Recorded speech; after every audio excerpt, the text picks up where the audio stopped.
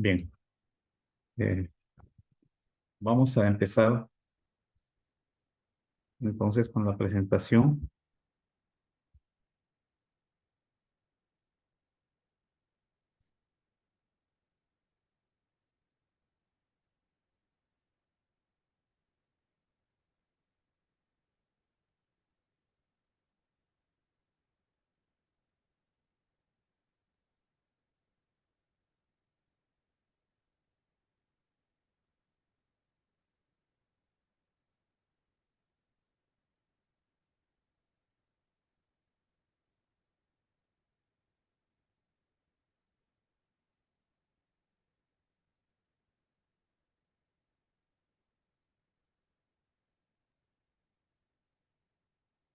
No puedo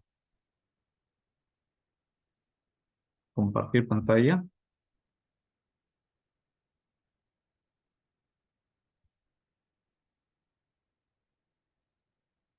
Sí, doctor, un momento. Ahora le digo a los chicos de logística para que presenten.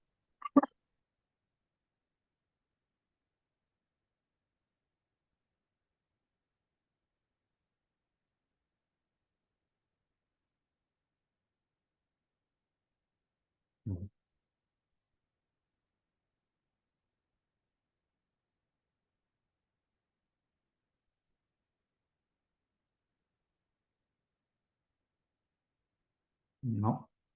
Eh, ¿Logras ver mi pantalla? Todavía no se puede ver. Un momento, ahora le damos para que se Patreon y pueda compartirlo.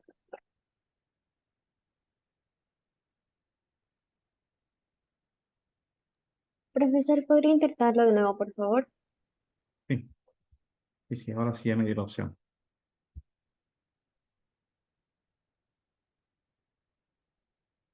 Ok,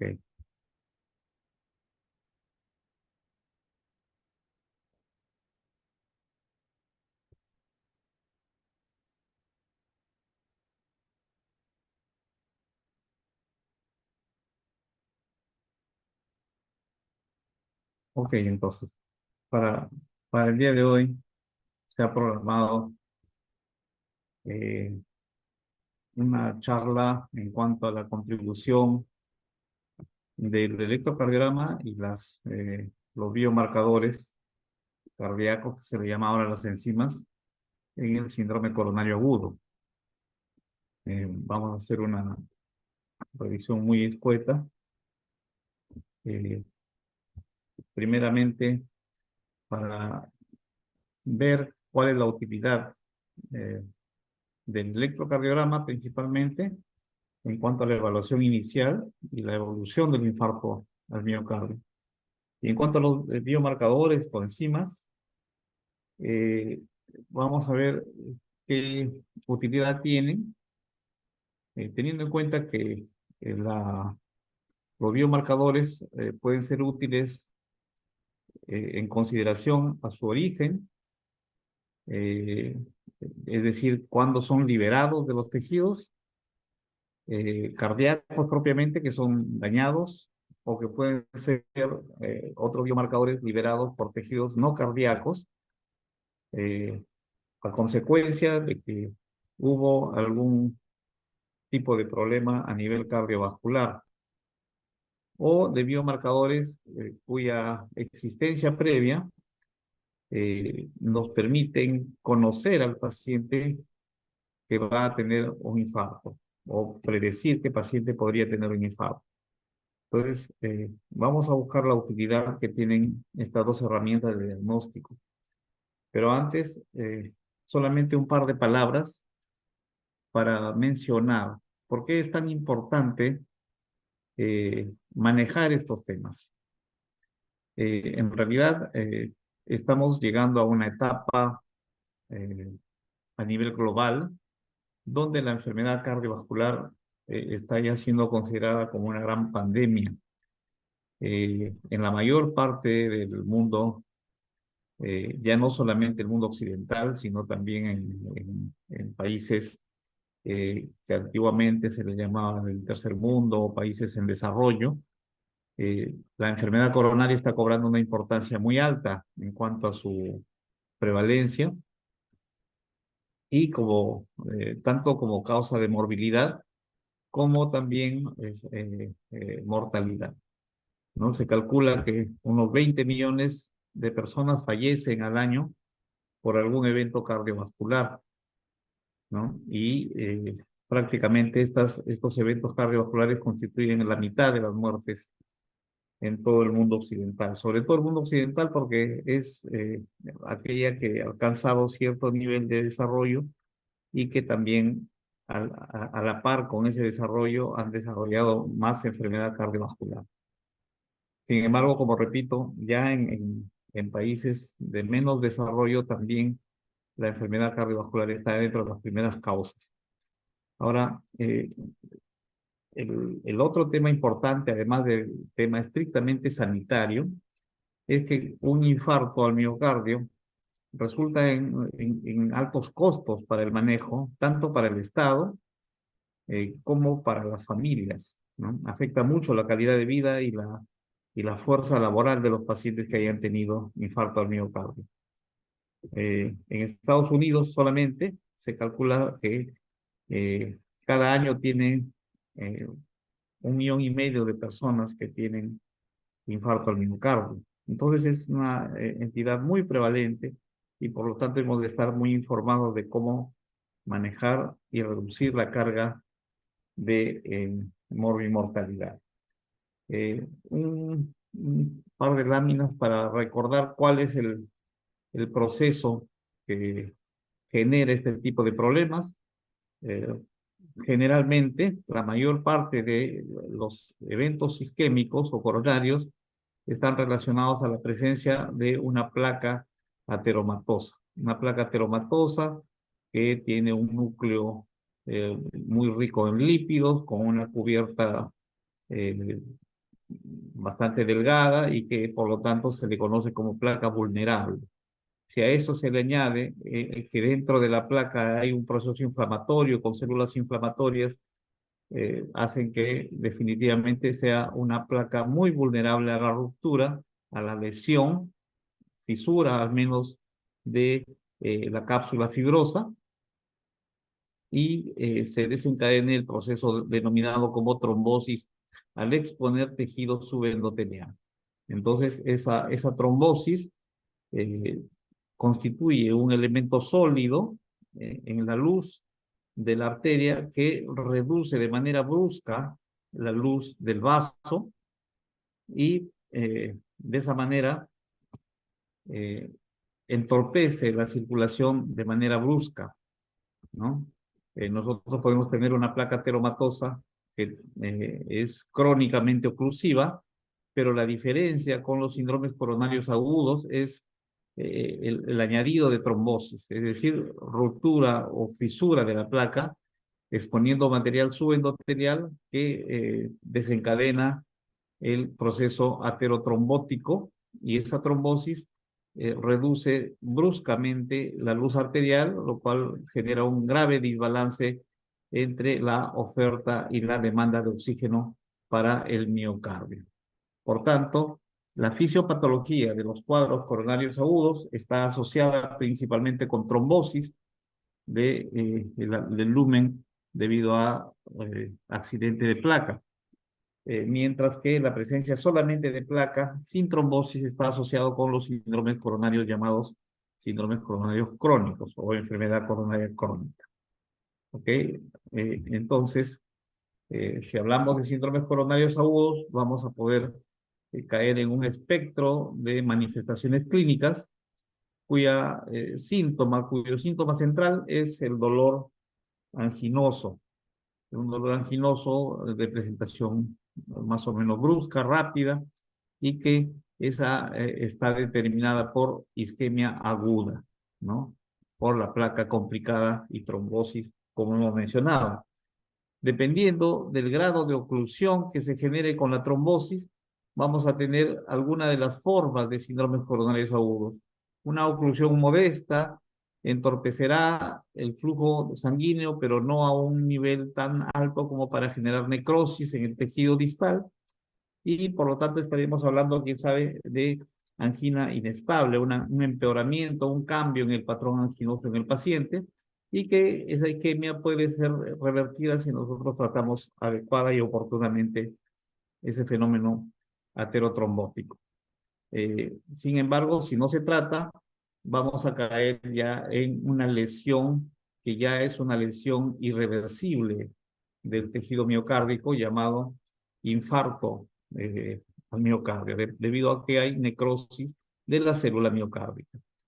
Eh, y en el entorno de cualquiera de estos síndromes coronarios agudos, la generación de isquemia aguda en el tejido miocárdico inestabiliza el tejido, y esa inestabilidad genera eh, cierta arritmogenia y predisposición a desarrollar arritmias muchas veces malignas.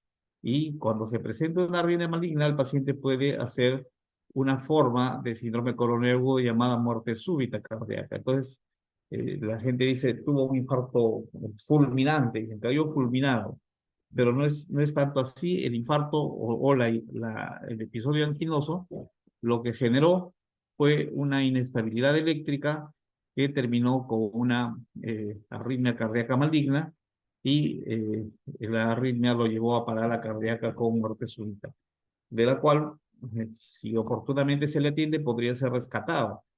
Pero si no es así, el paciente finalmente fallece. Entonces tenemos los síndromes coronarios crónicos y los síndromes coronarios agudos, cuya diferencia principal está en la superposición o el añadido de la trombosis de una placa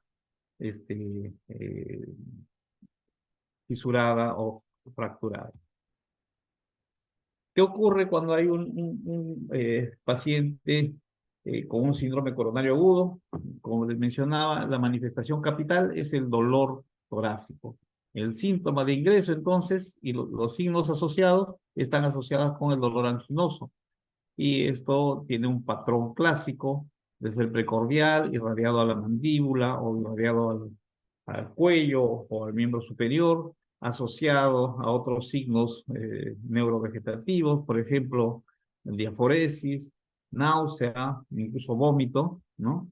Y esos síntomas y signos hacen que nosotros identifiquemos un cambio en el patrón anginoso agudo del paciente. Es un cambio agudo, importante, ¿no? Y con esa, solamente identificando que el paciente tiene un dolor torácico del tipo isquémico, estaremos haciendo el diagnóstico de un síndrome coronario agudo. Entonces, una vez que ya nuestra anamnesis, que es la primera herramienta diagnóstica, nos ha hecho caer en cuenta que el paciente cursa con un síndrome coronario agudo, vamos a pasar a los siguientes ayudas diagnósticas y de evaluación, que son las que son motivos justamente de esta charla: el electrocardiograma y los biomarcadores de necrosis cardíaca o las enzimas cardíacas, como se le conocía, ¿no? Actualmente hablamos más bien de biomarcadores de necrosis. Entonces, nuestro trabajo diagnóstico es identificar un síndrome coronario agudo y luego progresar hacia las siguientes herramientas de evaluación. Nuestra primera herramienta de evaluación, una vez que hemos identificado un síndrome coronario agudo, entonces cae en el electrocardiograma. Y dentro del electrocardiograma, nuestra atención principalmente se debe centrar en el segmento ST y la onda T, es decir, en la repolarización, porque la repolarización es vista justamente después del QRS, que como ustedes saben, marca la despolarización ventricular. Una vez despolarizado, inicia el proceso de repolarización, que está representado con el segmento ST y la onda T en el electrocardiograma. Entonces nos fijamos principalmente en el segmento ST, y el segmento ST puede estar desviado hacia arriba, o sea, una elevación del segmento ST y que sea persistente, ¿no?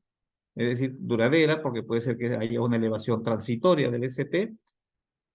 Y, sin embargo, si no hay problemas en el ST hacia arriba, puede haber otro tipo de anomalías del segmento ST o de la onda T. ¿Qué anomalías? si no es hacia arriba, si no es una elevación del ST, la otra anomalía sería un infradesnivel del ST. Entonces, eso cae dentro de otras anomalías. Pero puede ser que no haya cambios en el ST, sino solamente en la onda T. Entonces, aquí tenemos dos cosas. O está elevado el ST, o tiene cualquiera otra alteración del ST y la onda T. ¿Ok? Y la otra posibilidad es que no haya absolutamente ninguna anomalía del segmento T. Esas son las tres posibilidades.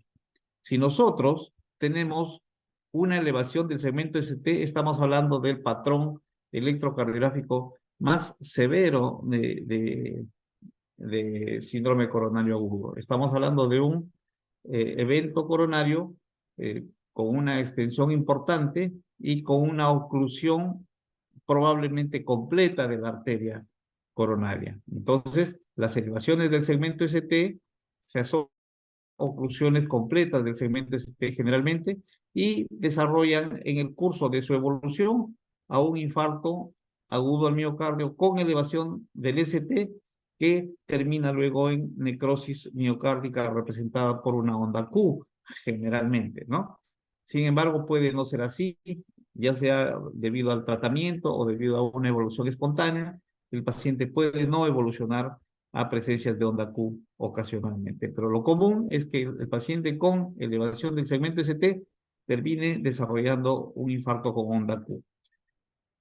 En el caso que no se presente elevación del ST, pero haya otras anomalías del ST o la onda T, tenemos nosotros que visitar la siguiente herramienta de diagnóstico, que es la presencia de marcadores de necrosis. En este caso, como ya vamos a ver posteriormente, los marcadores de necrosis son varios, pero la que se ha, digamos, se ha cogido como patrón estándar ya para el diagnóstico y la práctica clínica de rutina son las troponinas cardíacas.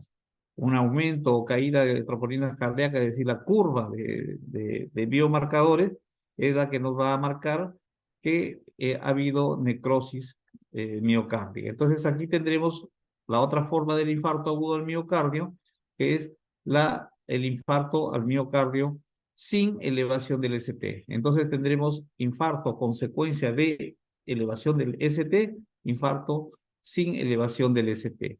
El infarto con elevación del ST generalmente termina en el desarrollo de ondas Q en su historia natural, y el que no tiene elevación del ST puede terminar sin desarrollo de onda Q. Pero sí, para que se diagnostique infarto, tendremos que estar hablando de que sí hay movilización de biomarcadores de necrosis, o sea, de enzimas cardíacas. Muy bien, en el caso de los pacientes, cuando no tienen anomalías del electrocardiograma en el segmento ST o la onda T, podrían luego, de todas maneras, mostrar una cierta movilización enzimática, y también estaríamos hablando de que estos pacientes, a pesar de no tener cambios en el electrocardiograma, pueden desarrollar un infarto al miocardio, ¿sí? O sea, el marcador de necrosis termina siendo la enzima cardíaca, las troponinas. Y cuando no hay elevación de troponinas, o sea, las enzimas cardíacas son normales, quedamos solamente hablando de un paciente con angina inestable. Entonces, este es el espectro completo de la presentación del síndrome coronario agudo. Y como vemos entonces, el electrocardiograma resulta siendo central en la evaluación inicial. Entonces, ¿cuál es la estrategia de evaluación inicial de un síndrome coronario agudo? Es el electrocardiograma. Y ahora vamos a ver que esa evaluación inicial nos permite tomar decisiones específicas en cuanto a la evaluación y al tratamiento. Muy bien. Eso generalmente ocurre en los infartos clásicos, en los infartos típicos, los infartos tipo 1, como decimos, ¿no? El infarto tipo 1, porque son 5 los tipos de infarto, el infarto tipo 1 es el que está relacionado justamente a ruptura o erosión de la placa aterosclerótica y trombosis, la clásica aterotrombosis. ¿no? Hay una placa ateromatosa que se rompe y se trombosa. Ese es el infarto tipo 1. Sin embargo, pueden haber otros tipos de infarto que solamente los vamos a mencionar porque también se pueden presentar al final y están evidenciados por algún tipo de marcador de necrosis miocárdica. En el caso del tipo 2 hay un desbalance entre la oferta y la demanda de oxígeno. Por ejemplo, un paciente puede tener una buena oferta de oxígeno, una oferta normal, pero la demanda de oxígeno es muy elevada. Por ejemplo, una crisis de taquicardia muy severa, ¿no? Una taquicardia paroxística, supraventricular, sostenida por mucho tiempo, puede generar isquemia miocárdica y también eh, lesionar el corazón, lesionar el miocardio y generar elevación de los marcadores de necrosis. Entonces estamos hablando de infarto tipo 2, ¿no es cierto? Es un infarto relacionado puramente a desbalance oferta y demanda. Ahí no hay placa ateromatosa, no hay trombosis. Lo mismo ocurre, por ejemplo, en un paciente con anemia severa. Un paciente con anemia severa, donde se entorpece el transporte de oxígeno porque hay muy poca hemoglobina, ese paciente puede hacer isquemia y también puede hacer algún grado de necrosis de los tejidos cardíacos, pero es el tipo 2, porque ahí el problema es desbalance solamente de oferta y demanda. Luego tenemos los infartos 3, tipo 4 y tipo 5, eh, que son un poco más infrecuentes, pero que el tipo 3, por ejemplo, está relacionado a la muerte súbita, es decir, un paciente que desarrolla síntomas de infarto, pero que debuta con muerte súbita cardíaca. Como les mencionaba, el paciente durante la isquemia aguda desarrolla una suerte de inestabilidad eléctrica que termina en una arritmia maligna con necrosis, eh, eh, con muerte del paciente, y el paciente termina falleciendo si no es rescatado de esa parada cardíaca. El paciente prácticamente está muerto, pero se le puede rescatar, entonces hablamos de un sobreviviente de muerte súbita cardíaca. Luego tenemos los infartos de 4 y tipo 5 que están relacionados a procedimientos de revascularización. El tipo 4 está relacionado con angioplastía, es decir, ustedes saben que cuando se hace una angioplastía coronaria se, se infla un balón para dilatar la arteria coronaria y esa oclusión podría generar isquemia transitoria y esa isquemia terminar en necrosis si es muy duradera el tema de la oclusión o se genera un trombo, etcétera. Pero son infartos relacionados al procedimiento mismo de angioplastía. Y el infarto tipo 5 está relacionado con un procedimiento de cirugía cardíaca de bypass aortocoronario. Entonces son relacionados a procedimientos de revascularización, el tipo 4 y 5. Muy bien, entonces, aquí básicamente para más o menos graficar cómo miramos nosotros con un electrocardiograma la, la presencia de isquemia y tomamos las decisiones requeridas, ¿no? Para el manejo del paciente.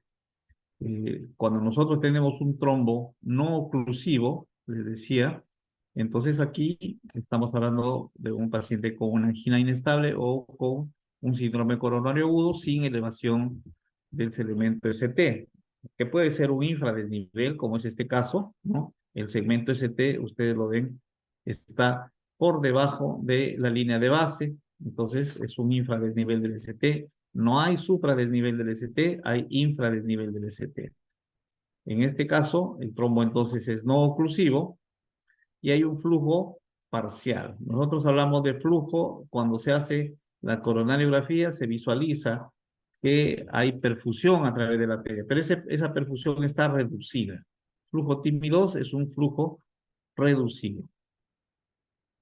Luego, si nosotros vemos un paciente con un síndrome coronario agudo, o sea, clínica de síndrome coronario agudo similar al de acá, pero que en el electrocardiograma se muestra con elevación del ST, estaremos hablando de un síndrome coronario agudo con elevación del ST. Ese síndrome coronario agudo generalmente está asociado a una placa totalmente oclusiva de la arteria coronaria.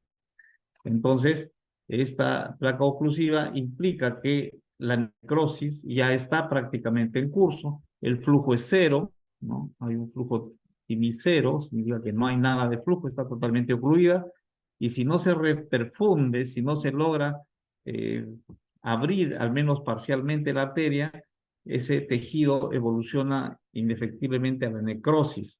Entonces, esta presentación con elevación del ST termina siendo una eh, suerte de emergencia más urgente todavía. Hay que abrir cuanto antes la arteria y esa decisión la tomamos dentro de los primeros 10 minutos de que llegue el paciente. Es decir, el paciente llega a la emergencia, tiene un dolor de tipo anginoso, le tomamos inmediatamente el electrocardiograma y si encontramos esto, ya estamos tomando la decisión de que el paciente debe ir a un proceso de apertura de una arteria coronaria presuntamente ocluida totalmente, ¿cierto? Sin embargo, eh, también hay que considerar que para esta oclusión, ya sea parcial o total, influye no solamente la trombosis, sino que también hay fenómenos de que ese trombo se embolizó, fenómenos asociados de vasoconstricción, inflamación, etcétera. Entonces, hemos de asociar tratamiento también vasodilatador para tratar de reducir un poco la carga de isquemia de esa zona. ¿Ok? Si nosotros no hemos conseguido con todo eso restablecer el flujo, vamos a notar que el paciente persiste con el segmento ST elevado y veremos que el paciente comienza a desarrollar necrosis del tejido. La necrosis del tejido está asociada entonces a un tiempo relativamente corto en el ST elevado y por lo tanto sabemos que ya este paciente va a desarrollar una elevación de troponinas, elevación de CPK en la fracción MB, que son los marcadores de necrosis más importantes que tenemos actualmente. Entonces, lo que nosotros tenemos que hacer es tratar de resolver el problema para evitar que vaya a un estado de inestabilidad eléctrica o a falla cardíaca que nos lleve al paciente a fallecer. Actualmente, ese apuro por sacarlo del proceso isquémico en el menor tiempo posible para tratar de ahorrar la muerte o la necrosis de tejido miocárdico ha hecho que los estudios lleven a una serie de estrategias para que podamos ofrecer al paciente la mejor forma de reperfundir miocardio, ¿no? Entonces, al momento, por lo menos en algunos países más organizados, en el nuestro todavía estamos un poco retrasados, pero lo ideal es que el paciente, al tener un dolor de pecho, debe estar informado, ya sea a través de, como debería ser, ¿no?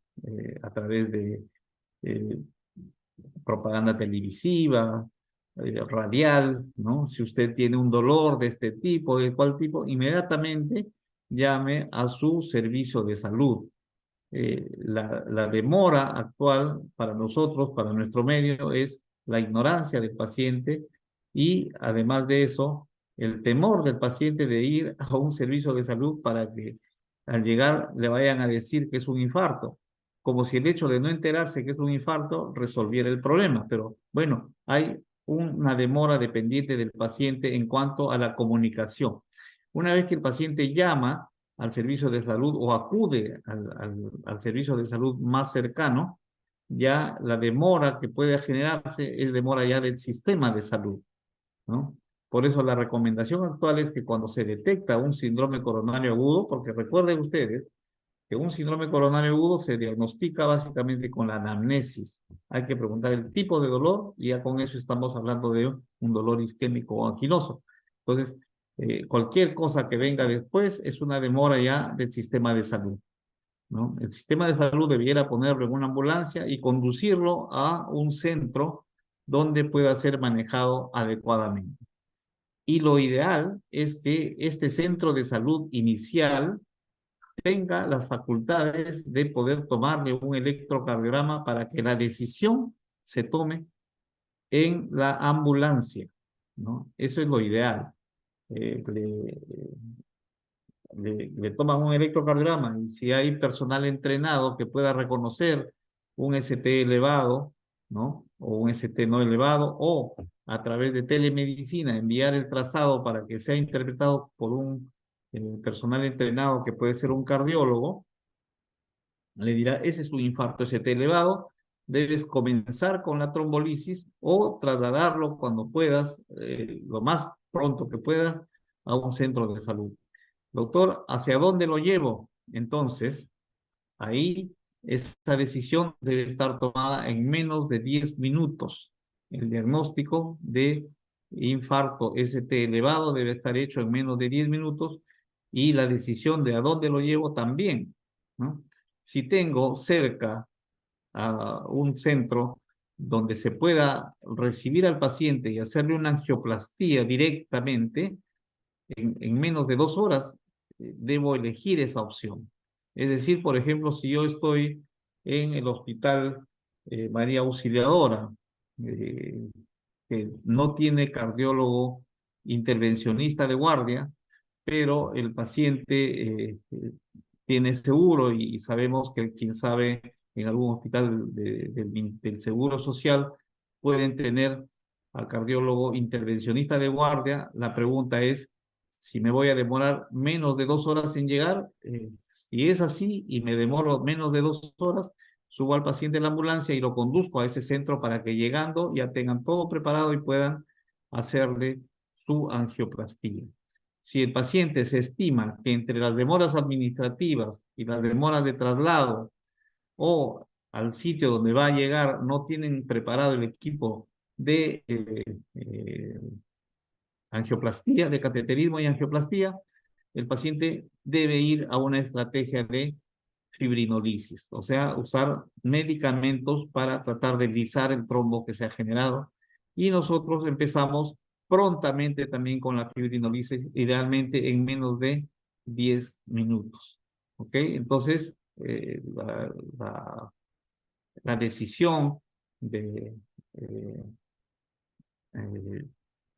que el paciente sea manejado de uno u otro modo ha sido hecha, como ustedes ven, en el caso del síndrome coronario agudo con elevación del ST, ha sido hecho básicamente en el electrocardiograma. Y con el electrocardiograma, que es un examen simple que se toma en menos de 5 minutos, hemos tomado ya la decisión de saber qué vamos a hacer con el paciente en las primeras 2 horas, ¿de acuerdo? Para su traslado y definir qué tipo de manejo vamos a dar. En el caso que el paciente tenga un síndrome coronario agudo sin elevación del ST, entonces ahí la diversidad de presentación del síndrome coronario agudo es mayor. Tenemos una serie de posibilidades. Puede ser solamente una angina inestable, ¿no? Que, digamos, remarca menor riesgo, o puede ser una angina inestable de alto riesgo también, o puede ser un infarto que ya se está desarrollando, pero sin elevación del segmento ST, que también remarca una urgencia específica. Entonces, en el caso del síndrome coronario agudo sin elevación del ST, ya el electrocardiograma me resulta menos concluyente en la evaluación de la gravedad. Tal vez el cambio más importante en la evaluación de la severidad de la isquemia es la presencia de infradesnivel del ST. Entonces, si tengo infradesnivel del ST, ese paciente también tiene que ser tratado prontamente. Pero no necesito fibrinolisis, necesito darle anticoagulación y otras cositas y también hacer la misma pregunta si puedo llegar a un centro con posibilidades de hacer angioplastía primaria. Pero si el paciente no tiene infradesnivel del ST, debe utilizar otras herramientas para poder verificar con cierta acercamiento qué tan riesgoso es el síndrome coronario agudo que trae este paciente.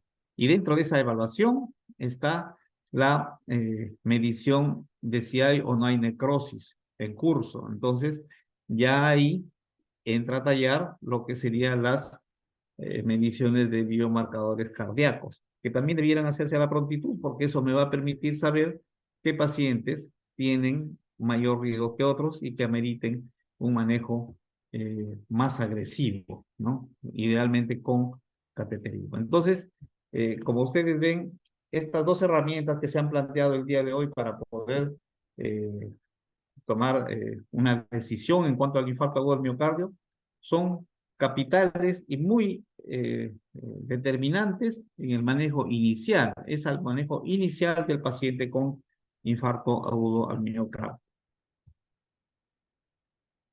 Muy bien, entonces, como les venía diciendo, el paciente que tiene eh, un síndrome coronario agudo, nosotros empezamos a contar los minutos, el tiempo que va pasando, ¿no?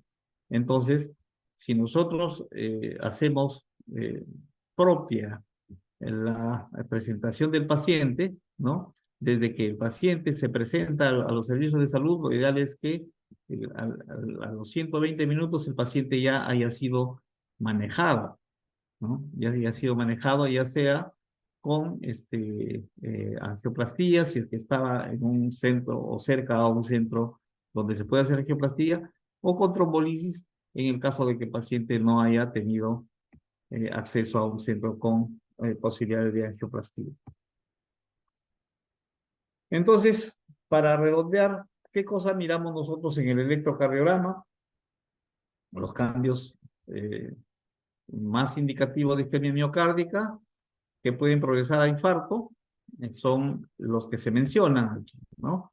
Una elevación del segmento ST, ¿no? Una elevación que está medida a los 80 milisegundos desde el punto J, que ya, bueno, ya luego les voy a mostrar, que puedan estar en dos o más derivaciones contiguas y que esa elevación sea de 0.2 milivoltios, o sea, 2 milímetros, cuando se presenten las derivaciones precordiales anteriores, o de 1 milímetro en cualquiera de las otras derivaciones, laterales o inferiores. ¿Ok? Entonces, eso en cuanto hay elevación del ST. Y si no hay elevación del segmento ST, la presencia de depresión del segmento ST o anomalías en la onda T. Esos son los cambios isquémicos, los cambios que me dicen que el paciente está teniendo una mala perfusión miocárdica y que podrían evolucionar, si no hacemos un manejo apropiado, podrían evolucionar a necrosis miocárdica. Recordemos, la necrosis es muerte, entonces la muerte no tiene retorno, ¿no? La pérdida de células miocárdicas es lo que se debe evitar y por lo tanto el tiempo de isquemia es importante, ¿no? Para poder reducir esta evolución. Muy bien, aquí tenemos los cambios isquémicos. Como les decía, más o menos, si nosotros tenemos el punto J acá, debemos medir el ST más o menos 80 milisegundos después, o sea, dos cuadraditos después, y vemos que sea más allá de 2 milímetros, o sea, dos cuadraditos pequeñitos, si eso está en las derivaciones V1 o V3, o al menos de 1 milímetro si es en las otras derivaciones, ¿no? Entonces, esto es lo que es el supradesnivel del ST.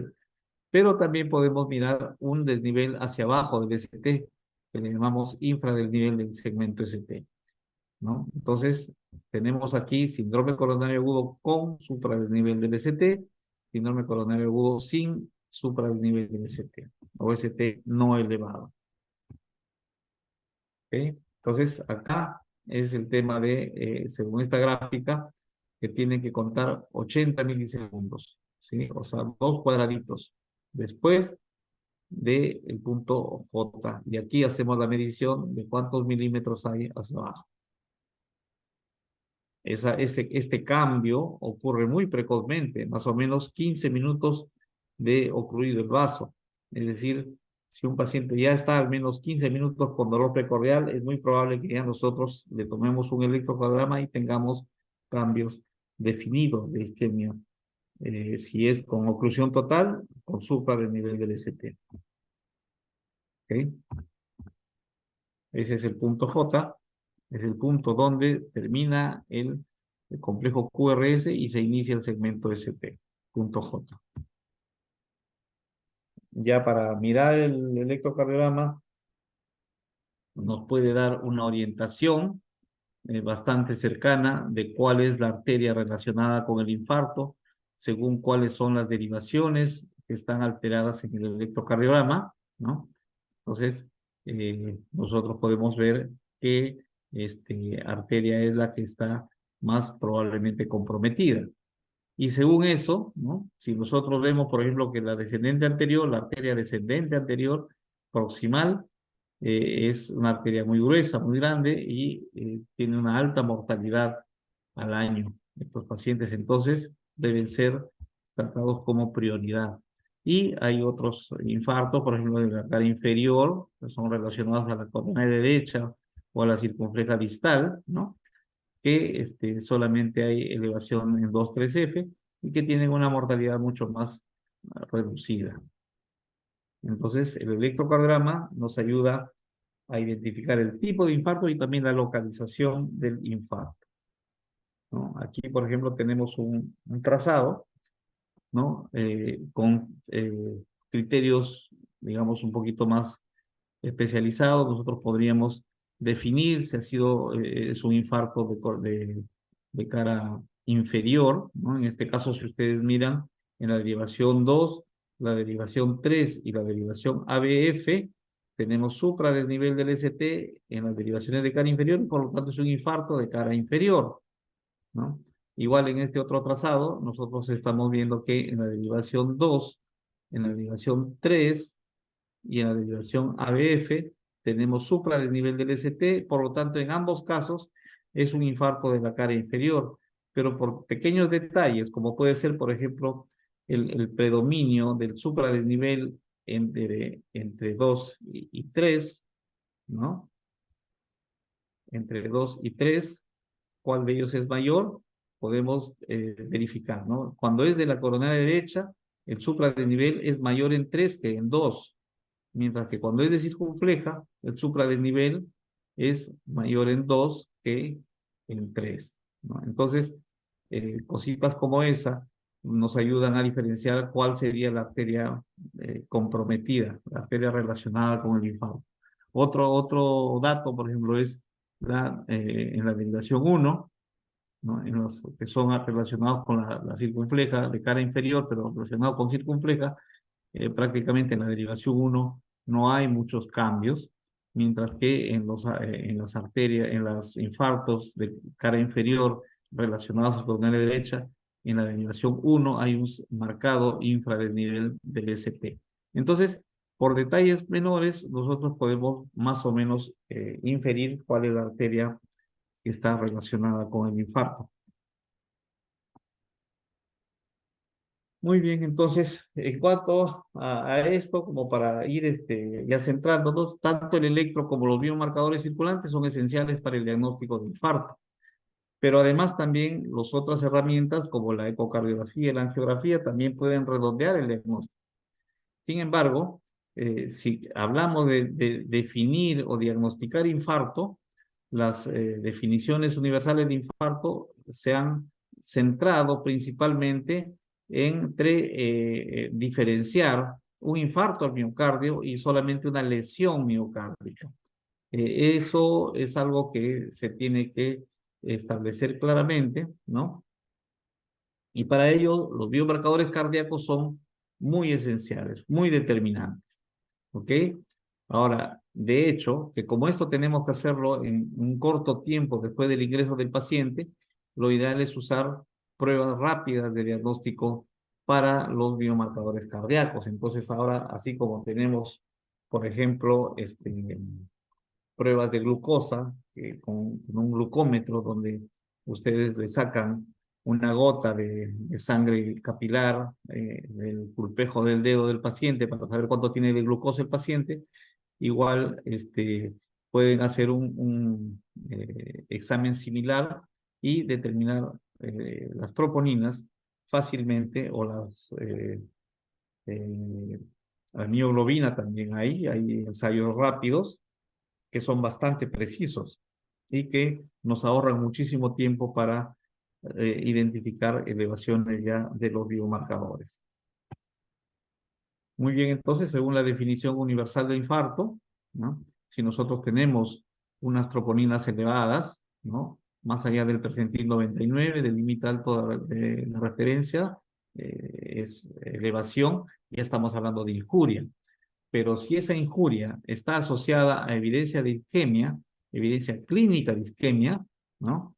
Aguda, ya sea por síntomas de angor, ¿no? Por cambios electrocardiográficos, por anomalías de la contractilidad en la ecocardiografía, o por evidencia de que hay una trombosis coronaria en una angiografía, cualquiera de los que se puedan poner en evidencia que hay isquemia miocárdica aguda asociada a elevación de las troponinas que denotan injuria, estamos hablando ya de infarto al miocardio. Es decir, ¿qué cosa es un infarto? Es la presencia de injuria miocárdica determinada por las troponinas con alguna manifestación clínica que determine que hay isquemia aguda. ¿Okay? ¿Eso por qué? Porque podríamos tener, por ejemplo, una miocarditis. En una miocarditis hay injuria miocárdica también, pero es una injuria inflamatoria. Y esa injuria miocárdica, por lo tanto, no tiene los hallazgos que tiene el infarto agudo del miocardio, no tiene el angor, no tiene los cambios electrocardiográficos típicos de un infarto o de un síndrome coronario agudo con o sin elevación del ST y con este desarrollo a veces de ondas Q de necrosis. ¿Okay? Entonces, hay infarto cuando tenemos elevadas los marcadores de necrosis, en este caso troponinas, asociados a datos clínicos de infarto. Nuevamente basado en lo mismo, ¿no? Entonces tenemos elevaciones de la troponina, nos muestran injuria miocárdica y determinado eso por una elevación de las troponinas cardíacas con una evidencia clínica de angina, perdón, de isquemia, ¿no? Eso está asociado a una elevación dinámica de los biomarcadores, es decir, a una elevación progresiva y a un descenso gradual posterior de los biomarcadores cardíacos, lo que nosotros llamamos curvas de biomarcadores, ¿no? Eso puede ser una curva de ascenso y descenso de troponinas o una curva de ascenso y descenso de CPK-MB. Muy bien, entonces es básicamente lo mismo, un electrocardiograma o troponinas elevadas con evidencia de isquemia miocárdica, se diagnostica un infarto agudo del miocardio. El tratamiento debe ser pronto porque, como ustedes saben, el infarto al miocardio da mucha inestabilidad eléctrica, por tanto, posible muerte súbita, da mucha alteración de la contractilidad, por lo tanto, posibilidad de hacer insuficiencia o falla cardíaca, puede generar inflamación pericárdica con complicaciones como lo que sería una pericarditis aguda durante el infarto y necrosis finalmente, que es el cambio que no tiene retorno. ¿Okay? Muy bien, entonces, ¿qué cosa sería un biomarcador cardíaco? Un biomarcador cardíaco es una característica medible, objetivamente medible, evaluable, y que nos ayuda a marcar una enfermedad. Nos marca con una predicción, por ejemplo, de cómo va a evolucionar, como si fuera una causa de una enfermedad, nos ayuda a medir las probabilidades de diagnóstico o cómo va con una respuesta al tratamiento. Entonces, por ejemplo, ¿qué es un biomarcador? El colesterol LDL, ¿podría ser un biomarcador? Pues sí, porque nos ayuda a predecir una enfermedad, ¿no? Nos ayuda también a saber si se puede responder con el tratamiento hipolipemiante, ¿no? Nos permite saber que estamos haciendo bien el tratamiento. Pero para el caso del infarto, ¿no? Se trata pues de parámetros bioquímicos, ¿no? O sea, no son básicamente cualquier parámetro como un marcador, un biomarcador. En este caso, para el infarto, nosotros hablamos de un parámetro bioquímico, un análisis biológico que sea detectable en la sangre durante una enfermedad, ¿no?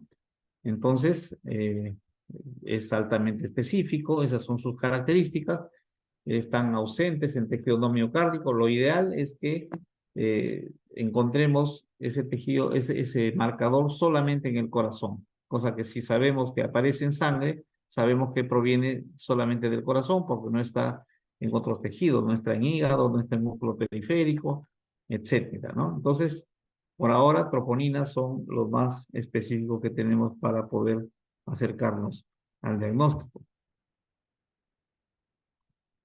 Estos biomarcadores entonces nos permiten un diagnóstico temprano, ¿no? De tal modo que ese diagnóstico temprano sea debido a que alcanzan rápidamente niveles pico, ¿no?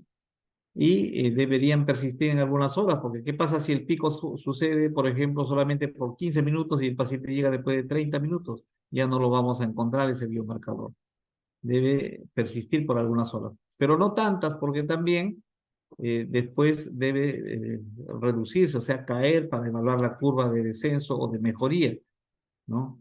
Entonces, la- la- las características del biomarcador en cuanto a su momento de aparición y al momento de la desaparición son importantes para que nosotros podamos interpretar el momento clínico en el cual se encuentra el paciente en el curso de su enfermedad.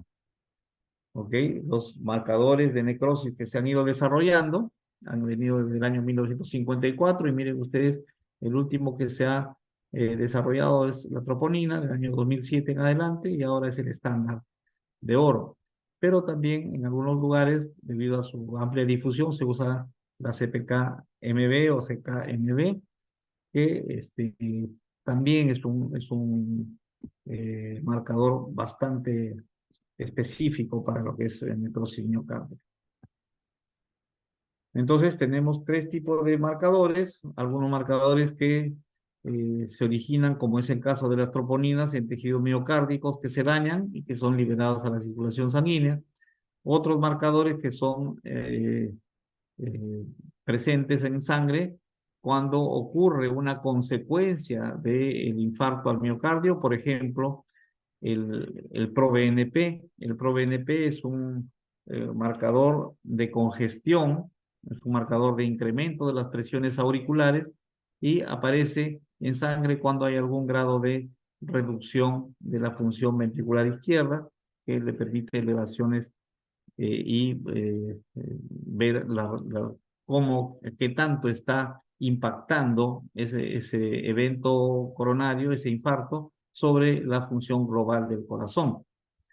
Y marcadores que han podido estar en el paciente antes de la aparición del infarto. Entonces nosotros podemos determinar algunos biomarcadores que nos avisan que ese paciente podría tener un infarto, lo que se llaman los factores de riesgo de infarto. ¿Ok? Nosotros tenemos marcadores de necrosis miocárdica, la CPK-MB, la mioglobina y las troponinas cardíacas.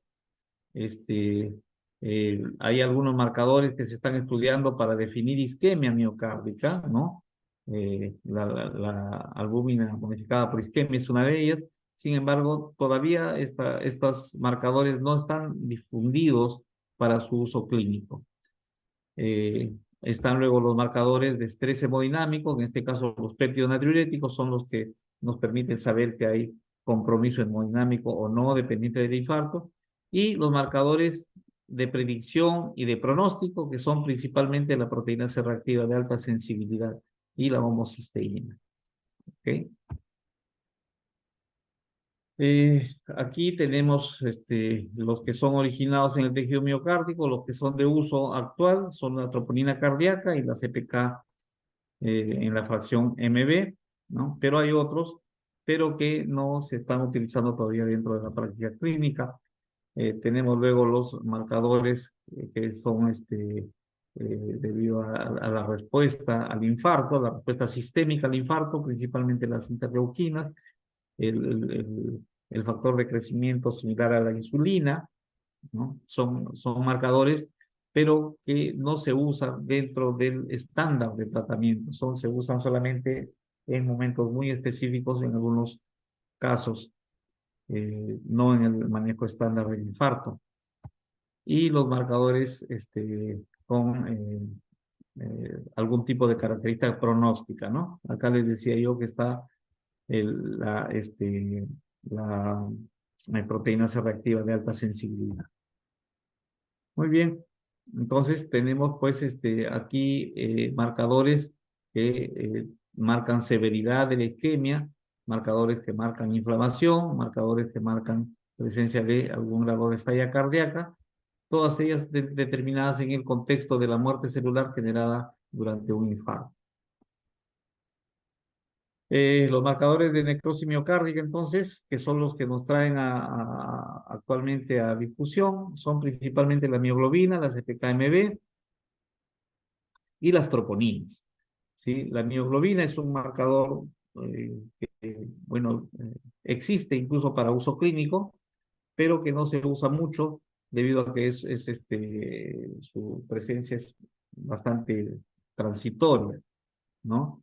Eh, es una proteína pequeña, ¿no? Tiene una alta sensibilidad y puede detectar tempranamente el infarto al miocardio, pero también se puede confundir cuando hay alguna lesión esquelética o falla renal, ¿no? Entonces, digamos, se deja un poco de lado por este tema, ¿no? También el tema de que se puede aclarar rápidamente después de la necrosis, o sea, desaparece dentro de las primeras horas, 12 horas, y ya está desapareciendo, no persiste varios días para poder hacer una curva efectiva de necrosis, ¿no? Una buena sensibilidad, pero una especificidad un tanto bajita. La CPK-MB es una proteína un poco más grande, pero de 85.000 Daltons. Es específica para el corazón y puede, por lo tanto, detectar necrosis. La desventaja es que en el músculo esquelético también tiene otro tipo de CPK que puede, digamos, confundir a veces, ¿no? Tiene la ventaja que tiene una curva un poco más larga, de 24 hasta 36 horas, incluso un poco más, y que permite identificar infarto en el caso que no dispongamos de troponinas, ¿no? Y la troponina cardíaca es también proteína con un peso molecular intermedio. Actualmente es el estándar de oro porque es muy específica para el tejido cardíaco, entonces se puede estratificar mejor el riesgo. Además que su persistencia, ¿no? Por lo que nos permite detectar infartos más tardíos, porque su persistencia es hasta 2 semanas de duración en sangre, ¿no? Entonces, no es tan temprano y tampoco no nos permite hacer una curva de mejoría del infarto porque tiene una duración bastante más larga, pero es muy específica y digamos, se toma ahora como el estándar de oro para el trabajo. La troponina I es básicamente similar a la troponina T, eh, sin embargo, tiene un uso un poco menos difundido, dura menos tiempo y tampoco no tiene mucha acumulación en el caso de que el paciente tenga insuficiencia renal. Entonces se prefiere usar en los pacientes con insuficiencia renal. Muy bien. Ahí tenemos entonces el esquema de trabajo de los pacientes según sus utilidades y sus marcadores, ¿no? La CPK-MB puede detectar un infarto no Q, un infarto con onda Q, ¿no? Sobre todo a todos con los que son con ST elevado y algunos de los que son ST no elevado. La troponina detecta un poco más, ¿no? Y nos permite saber o conocer a un grupo de pacientes sin ST elevado que tienen mayor riesgo que otros, ¿no? Y bueno, la proteína C reactiva que está presente incluso en casos de angina inestable, es decir, donde no hay necrosis. Miren ustedes, en cuanto a la presencia de uno u otro biomarcador y la presencia de uno u otra forma de presentación electrocardiográfica. Los pacientes con infarto no Q versus los no Q tienen menos mortalidad, tienen menos activación plaquetaria, menos problemas de oclusión coronaria, mientras que los infartos con onda Q son mucho más graves en su presentación. Mayor oclusión coronaria, mayor mortalidad, etcétera, etcétera, ¿no? Eh, Nosotros nos guiamos entonces de la evidencia de necrosis a través de CKMB o a través de troponinas y el electrocardiograma nos permite estimar severidad también del cuadro isquémico. Eh, Actualmente tenemos pruebas de biomarcadores, sobre todo de troponinas mucho más eficientes, ¿no? Nos permiten determinar siempre el grado de necrosis que hay. Anteriormente los kits de troponina podían tener alguna suerte de no detectar alguna elevación en algunos pacientes, ¿no? Pero actualmente prácticamente cualquier elevación por arriba del percentil 95 implica que hay algún grado considerable de necrosis y que ya debemos considerarlo como injuria para infarto al miocardio. No olvidar que hay otras causas posibles de elevación de troponinas, es decir, hay otras enfermedades que pueden elevar troponinas, no solamente el infarto, y hay una suerte larga de causas tanto cardíacas como no cardíacas. Insuficiencia cardíaca aguda y crónica, miocarditis, endocarditis, pericarditis, disección aórtica, bradiarritmias, taquiarritmias, la misma cardioversión eléctrica, la presencia de miocardiopatía, la hipertrófica sobre todo, eh, trastornos traumáticos del corazón, etcétera. Todos ellos pueden generar elevaciones eh, de las troponinas. Y entonces, la diferencia está en hacer una buena anamnesis y determinar que el proceso isquémico está de modo subyacente a esa elevación enzimática. Causas no cardíacas también las hay, ¿no? Tenemos ahí varias, como ustedes ven, la embolia pulmonar a la cabeza, el edema pulmonar agudo no cardiogénico o incluso cardiogénico, la falla renal crónica, el EPOC, enfermedades infiltrativas, enfermedad de hipertensión pulmonar, etcétera, etcétera. También la misma sepsis puede generar elevación de las troponinas, ¿no? Aquí están también dos causas de elevación de otras biomarcadores que ya no lo vamos a revisar. Entonces, el futuro se viene con una medicina más personalizada. Vamos a poder probablemente en muy poco tiempo elegir marcadores específicos para saber qué es lo que tiene cada paciente. Es decir, el desarrollo de la identificación de marcadores para ciertos estados fisiológicos o fisiopatológicos está en continuo avance. Y nosotros podremos, así como ahora podemos detectar necrosis mediante un biomarcador, inflamación mediante otro biomarcador, congestión mediante otro biomarcador, entonces podremos pronto tener otro tipo de ayudas al diagnóstico. ¿Ok? Es lo que más o menos quería transmitirles. Si hubiera alguna consulta, estoy a su disposición.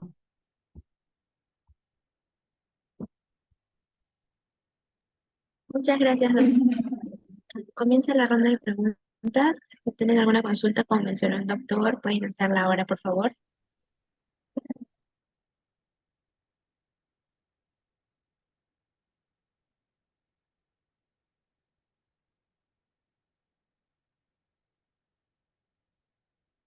Ok.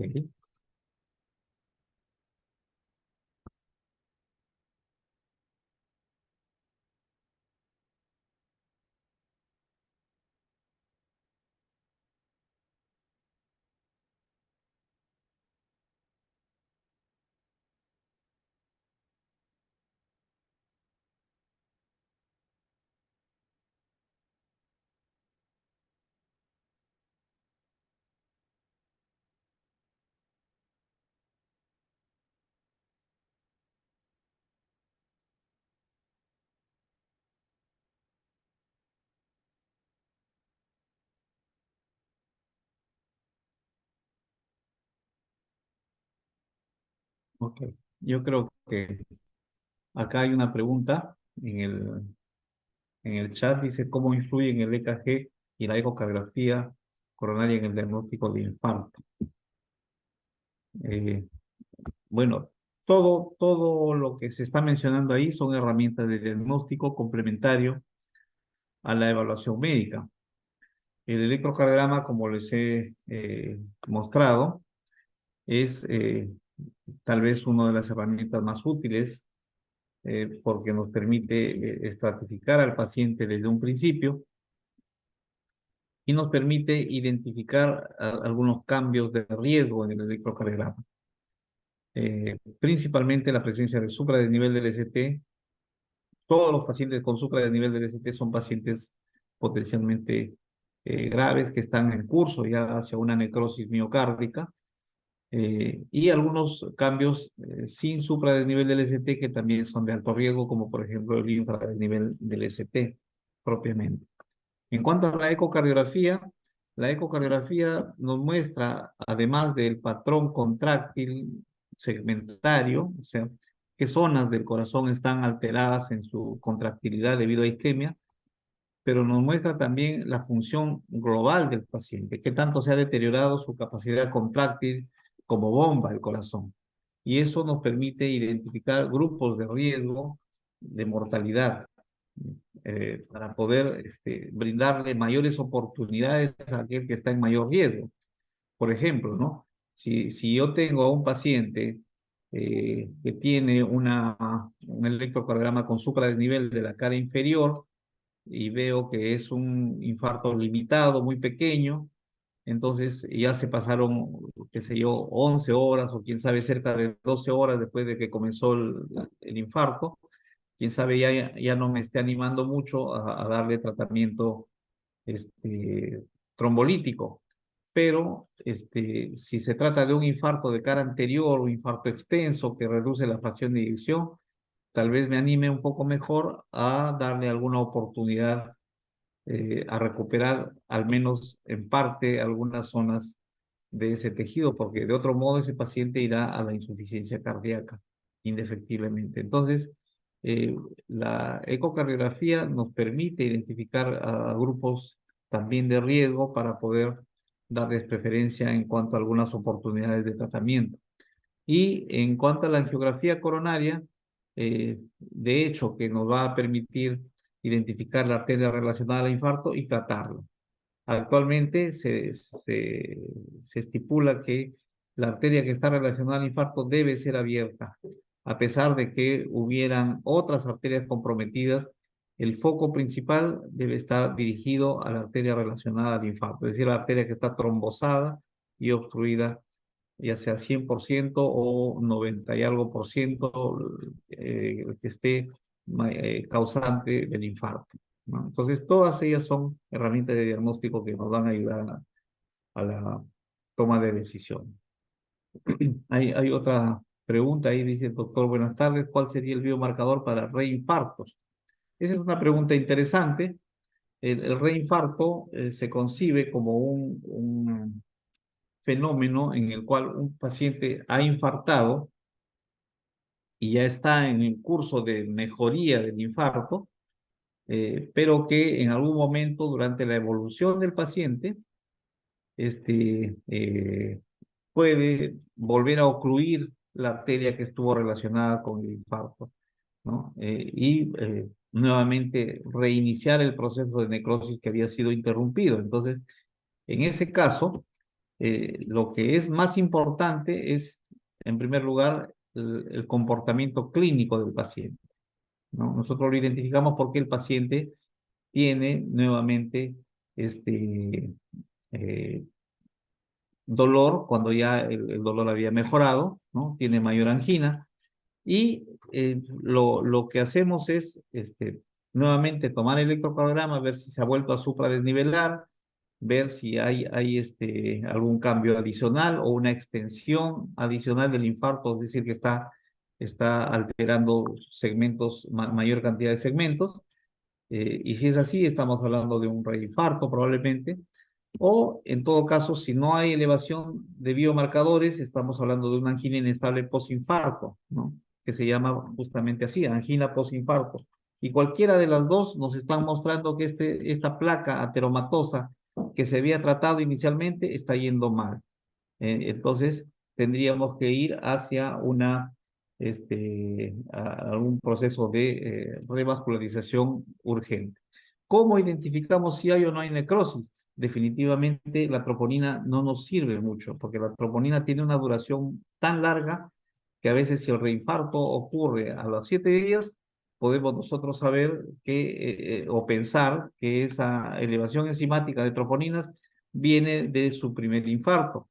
Entonces, por ahora, la curva que mejor nos ayuda, por ser una análisis eh, más difundido, está más presente en todos los centros prácticamente de atención, es la CPK-MB, ¿no? Entonces, ¿por qué? Porque está más disponible. Sin embargo, en algunos centros se puede utilizar también, como aquí mismo menciona, a la mioglobina, porque la mioglobina es un marcador de poco tiempo, ¿no? Y desaparece también poco tiempo. Por lo tanto, si vuelve a haber dolor, volvemos a hacer mioglobina y puede sernos útil identificando nuevas formas de necrosis o nuevas etapas de necrosis, ¿no? Las dos están bien, pero debido a que su difusión y su estandarización es mayor, la CPK-MB es la que está recomendada, ¿no? Porque la CPK-MB hace curvas más cortas, mucho más cortas que las troponinas en cuanto a la duración en sangre. Entonces estamos hablando de unas troponinas que duran 2 semanas versus un CK-MB que dura solamente 48, 72 horas o quién sabe un poquitín más, ¿no? Entonces, para un reinfarto o para un evento recurrente dentro de la evolución del infarto, se presta bastante bien la CPK-MB.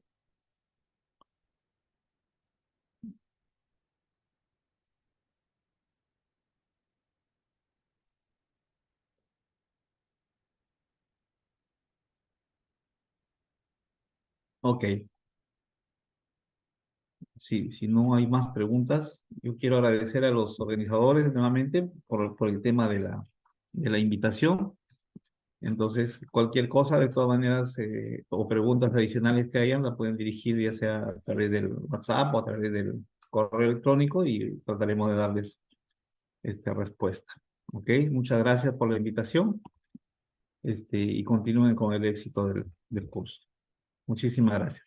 Muchas gracias por su apoyo, doctor. Esperamos contar en otra oportunidad con su presencia. Ok, gracias, gracias.